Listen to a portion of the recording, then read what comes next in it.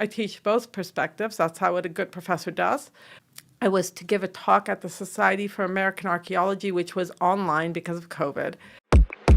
Changed my name so that people wouldn't be able to figure out. I'm the only person studying skeletal remains at San Jose State. So, and it's a small department. So anybody could have figured it out, like within 5 seconds of a Google search. But And they're only calling you a racist. And just to make sure I'm following here, they're only calling you that because you didn't want to repatriate. Well, I think that that's where it started. Yeah. Then they say I'm racist because I didn't like the citational justice part, right? So that's the other aspect, So there's the that's Cite right. Black Yeah, Authors, yes. and then the Native American Studies Center. Oh my God. But they changed when my chair talked about it. He changed my name to from Professor Weiss to Professor Jones, so to try to hide my identity. Nice of him. Yeah.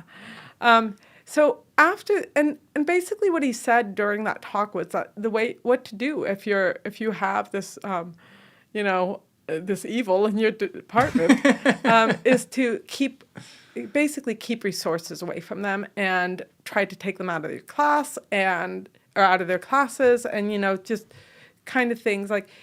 At first he was like, no,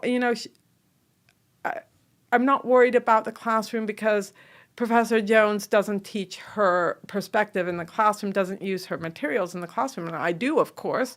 I teach both perspectives. That's how what a good professor does. I wouldn't say I'm an excellent professor, but I did try to keep things balanced. But basically, when he was challenged, they said, well, what about if Professor Jones decided to assign her book? And he said, well, yeah, then I might consider taking her out of a class. So when he said all this, that was basically the big jumping off point for this lawsuit. So that kind of triggered the biggest step in there. So along with all the stuff happening at my university, I was to give a talk at the Society for American Archaeology, which was online because of COVID. And this is the largest academic archaeology association or organization in the U.S. And so I had submitted an abstract and basically got accepted. And the abstract challenged it challenged the use of creation myths to make determinations on whether bones should go back. So most anthropologists would agree that you shouldn't use like the biblical creation myths to try to reconstruct what happened in the past. But they have no problem accepting creation myths from Native Americans. And so my perspective is that they're both creation myths, and neither should be used to determine what we can and cannot study. So after that talk ran, they did take it off the platform and issue an apology and basically said, we'll make sure that this kind of thing doesn't happen again. So, so that was another aspect of it. So all of these things are happening within a fairly short period of time. In the meantime, I was desperate to get back into studying skeletal remains, and there was one collection. There was actually 3 things that I was trying to gain access to in order to rebuild my my scholarly or my research career. One of the things is animal bones.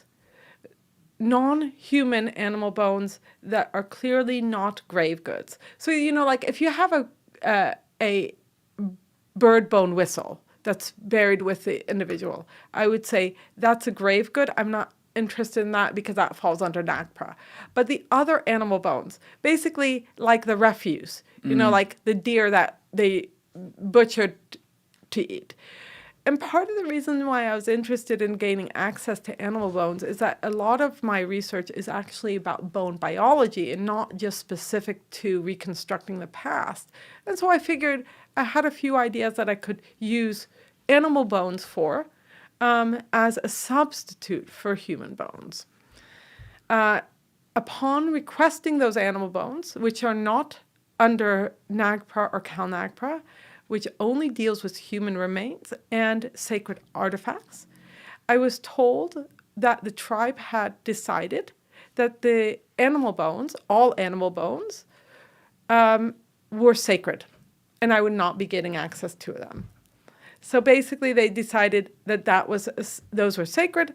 And unfortunately, when I was suing my university for access, the judge, I would say, misunderstood the law, and her understanding of deference to the tribe was that deference was to mean that everything they say goes, whereas basically